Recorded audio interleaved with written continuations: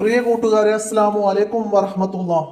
ഇന്ന് നമ്മൾ 5ാം ക്ലാസ്സിലെ കിതാബുൽ ഫിഖ്ഹിലെ അദ്ദർസു ഹാമിസ് അഞ്ചാമത്തെ പാഠം ദിമാഉൽ മർഅത്തി. എന്താണ് നമ്മൾ ഈ പാഠത്തിൽ മനസ്സിലാക്കിയത്? സ്ത്രീകളുടെ ഗർഭാശയത്തിൽ നിന്ന് പുറപ്പെടുന്ന രക്തങ്ങൾ 3 ഇനമാണെന്ന് മനസ്സിലാക്കി. അവിടെ ഒന്നാമത്തെ ഇനം ഹൈള്, അത് ആർത്തവ രക്തമാണ്. രണ്ടാമത്തത് നിഫാസ്, അത് പ്രസവ രക്തമാണ്. മൂന്നാമത്തത് ഇസ്തിഹാല, അത് രോഗരക്തമാണ്. ഇങ്ങനെ 3 ഇനം രക്തങ്ങൾ സ്ത്രീകളുടെ ഗർഭാശയത്തിൽ നിന്ന് പുറപ്പെടുന്നതാണ്. അത് ഹൈള് ഉണ്ടാകാൻ ഏറ്റവും കുറഞ്ഞ പ്രായം 9 ചാന്ദ്രവർഷമാണ്. 9 വയസ്സ് ആകാൻ 12 ദിവസത്തിന് താഴെയുള്ളപ്പോഴും രക്തം പുറപ്പെട്ടാൽ അത് ഹൈളാകും. ഹൈളായി പരിഗണിക്കാൻ കുറഞ്ഞത് 1 ദിവസം രക്തം പുറപ്പെടണം. സാധാരണ 6-7 ദിവസം, കൂടിയത് 15 ദിവസം. 2 ഹൈളിന്റെ ഇടയിലുള്ള ഏറ്റവും കുറഞ്ഞ ശുദ്ധികാലം അത് 15 ദിവസം. പ്രസവം കഴിഞ്ഞ് 15 ദിവസത്തിനുള്ളിൽ പുറപ്പെടുന്ന രക്തമാണ് നിഫാസ്. അതിനുശേഷം കാണുന്ന രക്തം ഹൈളാണ്. നിഫാസ് കുറഞ്ഞത് അല്പസമയമാണ്. സാധാരണയിൽ 40 ദിവസവും കൂടിയത് 60 ദിവസം. ഹൈളും നിഫാസും ഉള്ളപ്പോൾ ഹറാമായ കാര്യങ്ങൾ പറയുന്ന എന്താണ്? നിസ്കാരം, നോമ്പ്, സുജൂദ്, തവാഫ്, ഖുർആൻ ഓതൽ, ഖുർആൻ എഴുതപ്പെട്ടവ തൊടലും ചുമക്കലും, പള്ളിയിൽ താമസിക്കലും. ഇവ ഹൈള് നിഫാസ് ഉള്ളപ്പോൾ ഹറാമായ കാര്യങ്ങളാണ്. അതുപോലെ സംയോഗം ചെയ്യലും, മുട്ടുപൊക്കിനിടയിൽ ഇണചേരലും, തൊലാക്ക് ചെല്ലലും ഹറാമാണ്. ഇനി പ്രത്യേക ശ്രദ്ധിക്കേണ്ട കാര്യം പറയുന്നു. എന്താണ്? രാത്രി രക്തം നിന്നാൽ കുളിക്കുന്നതിന് മുമ്പ് നോമ്പെടുക്കാം. കുളിക്കുന്നതിന് മുമ്പ് സംയോഗം ചെയ്യാൻ പാടില്ല. ഹജ്ജ് ചെയ്യുമ്പോൾ തവാഫ് ഒഴികെയുള്ള മറ്റു കർമ്മങ്ങളെല്ലാം ചെയ്യാം. ഹൈളോ നിഫാസോ ഉള്ളവർക്ക് ഹജ്ജ് ചെയ്യുമ്പോൾ തവാഫ് ഒഴികെയുള്ള മറ്റു കർമ്മങ്ങളൊക്കെ ചെയ്യാം. തവാഫ് ശുദ്ധിയായതിനു ശേഷം മാത്രമേ ചെയ്യാൻ പാടൂ. മൂന്നാമത്തെ രക്തമായ ഇസ്തിഹാല, അതൊരു രോഗരക്തമാണ്. ഹൈളി നിഫാസിന്റെ സമയത്തല്ലാതെ വരുന്ന രക്തമാണത്. ഇതിന് സമയപരിധിയില്ല. ഇസ്തിഹാല ഉള്ളപ്പോൾ മേൽ പറഞ്ഞവ നിഷിദ്ധമല്ല.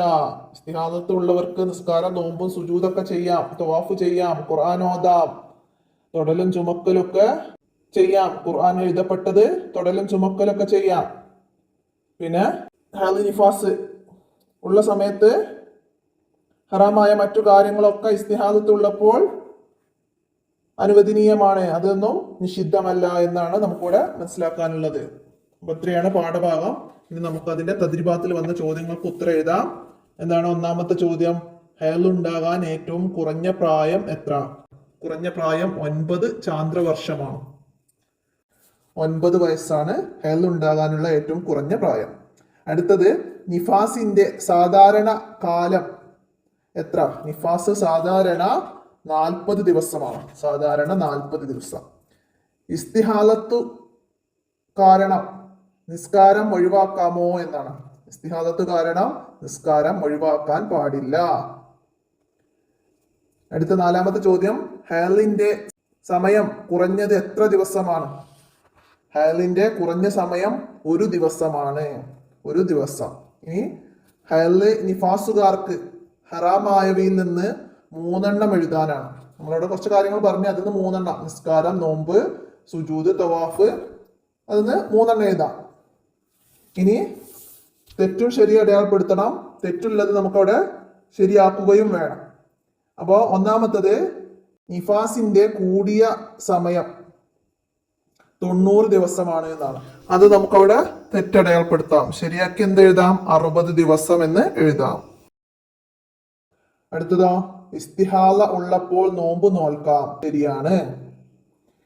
8 വയസ്സുള്ള പെൺകുട്ടിയിൽ നിന്ന് വന്ന രക്തം ഹൈളാകും. 8 വയസ്സുള്ള പെൺകുട്ടിയിൽ നിന്ന് വന്ന രക്തം ഹൈളാകുകയില്ല. ഹൈള് ആവുകയില്ല. അടുത്തതോ, 2 ഹൈളിനിടയിലെ കുറഞ്ഞ ശുദ്ധി 10 ദിവസം എന്നാണ്. അത് തെറ്റാണ്. അപ്പൊ നമുക്ക് എന്താണ് അവിടെ ശരി? 2 ഹൈളിനിടയിലുള്ള ശുദ്ധി 15 ദിവസമാണ്. 15 ദിവസമാണ്. അപ്പോൾ മുകളിലത്തത് നമുക്കവിടെ 8 വയസ്സുള്ള പെൺകുട്ടിയിൽ നിന്നുള്ളത് 9 വയസ്സുള്ള പെൺകുട്ടിയിൽ നിന്ന് വന്ന രക്തമാണ് ഹയലാകുക. അങ്ങനെ അവിടെ മനസ്സിലാക്കാം. അടുത്തത് 5-മത്തത്, ഹയലുള്ളപ്പോൾ ഖുർആൻ ഓതാൻ പാടില്ല. അത് ശരിയാണ് അല്ലെ? ഹയലുള്ളപ്പോൾ ഖുർആൻ ഓതാൻ പാടില്ല, അത് ശരിയാണ്. ഇനി നമുക്ക് അവസാനം ഒരു വർക്ക് തന്നത് എന്താണ്? ഒരു പട്ടികയിൽ 3 ഇനം രക്തങ്ങളുടെ പേര് എഴുതുക. ഹയല്, നിഫാസ്, ഇസ്തിഹാദ. എന്നിട്ട് അവയുടെ സമയങ്ങളിൽ കൂടിയതും കുറഞ്ഞതും സാധാരണയും ഓരോ ബോക്സുകളാക്കിയിട്ട് അതൊക്കെ വിവരിക്കാനാണ്. അപ്പോൾ നമുക്കത് ഇവിടെ എഴുതി ഒരു ഫോട്ടോ ആഡ് ആക്കാം. അപ്പോൾ എല്ലാവർക്കും ഉപകാരപ്പെടുത്താം.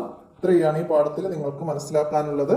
എല്ലാവരും മനസ്സിലാക്കി പഠിക്കുക. വീഡിയോ കൂട്ടുകാർക്കൊക്കെ ഷെയർ ചെയ്ത് കൊടുക്കുക. നമുക്ക് അടുത്ത പാഠവുമായി അടുത്ത വീഡിയോയിൽ കാണാം. അസ്സലാമു അലൈക്കും.